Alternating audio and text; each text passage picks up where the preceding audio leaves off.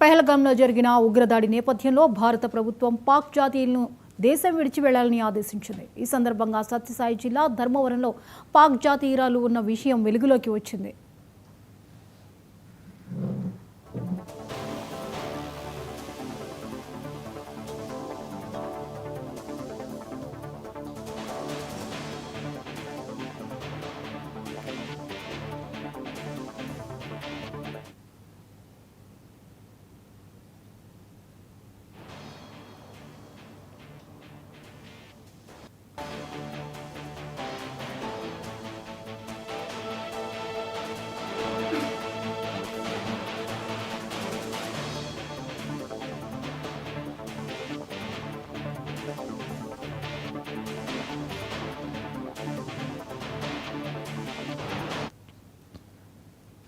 పహల్గామ్లో జరిగిన ఉగ్రదాడి నేపథ్యంలో భారత ప్రభుత్వం పాక్ జాతీయులను దేశం విడిచి వెళ్లాలని ఆదేశించింది. ఈ సందర్భంగా సత్యసాయి జిల్లా ధర్మవరంలో పాక్ జాతీయురాలు ఉన్న విషయం వెలుగులోకి వచ్చింది.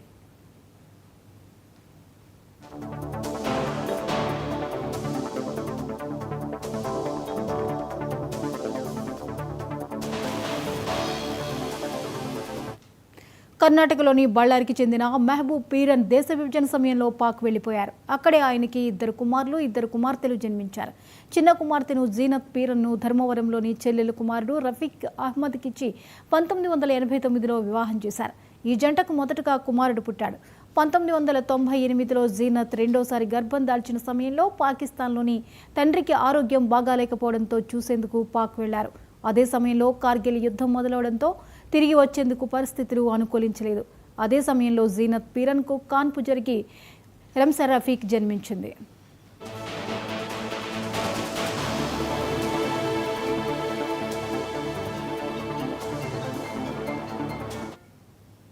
కార్గిల్ యుద్ధ విరమణ అనంతరం 2005లో జీనత్ పీరన్ కూతురు రంసా రఫీక్తో ధర్మవరం తిరిగి వచ్చారు. పాకిస్తాన్లో పుట్టడంతో రంసా రఫీక్ ఆ దేశ పౌరసత్వం పొందింది. తర్వాత ధర్మవరంలోనే చదువు కొనసాగించినప్పటికీ భారతదేశ పౌరసత్వం కోసం ప్రయత్నించలేదు. 2018లో పాకిస్తాన్ పౌరసత్వాన్ని రెన్యువల్ చేసుకుంది. 2028 వరకు అది మనుగడలో ఉంటుంది. 2023లో భారత పౌరసత్వం కోసం దరఖాస్తు చేసుకోగా ఆమోదం లభించలేదు.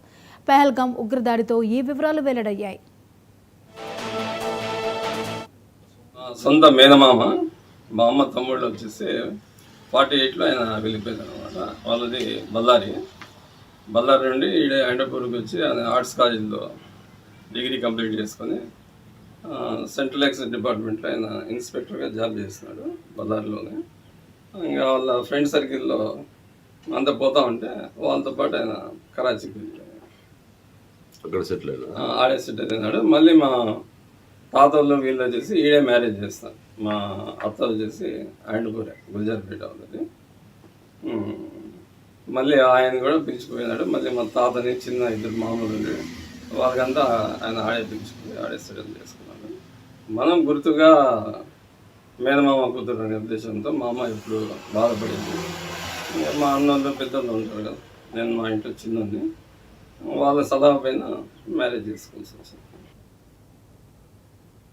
ఆమె కరాచీకి పోయింది. వాళ్ళ నాయన ఆరోగ్యం బాగలేదు అది అనేసి. మళ్ళీ తమ్ముని పెళ్ళి ఉంటే పెళ్ళి చూసుకునేసి చేసుకొని వచ్చేదాకా ఇదైపోయింది అనమాట. మనము ఆ తర్వాత వచ్చేసి కార్గిల్ యుద్ధం వచ్చింది. మనమేమో ఇండియన్ ఎంబసీకి అప్రోచ్ అయినాము, పాస్పోర్ట్స్ కోసం అప్లై కూడా చేస్తాం. వాళ్ళు కూడా రమ్మనేసి అన్నారు. కార్గిల్ యుద్ధం ద్వారా మొత్తం వాళ్ళు షిఫ్ట్ చేసేస్తారు అనమాట. విలేకరులు అంటారు. ఎంబసీ ఆఫీస్ వచ్చేసి ఇండియాకి రిటర్న్ బ్యాక్ వచ్చేసినప్పుడు అప్పటి నుంచి ఈడే చదువుకుంటా ఉంది, ఈడే కంప్లీట్ చేసుకుంటాం.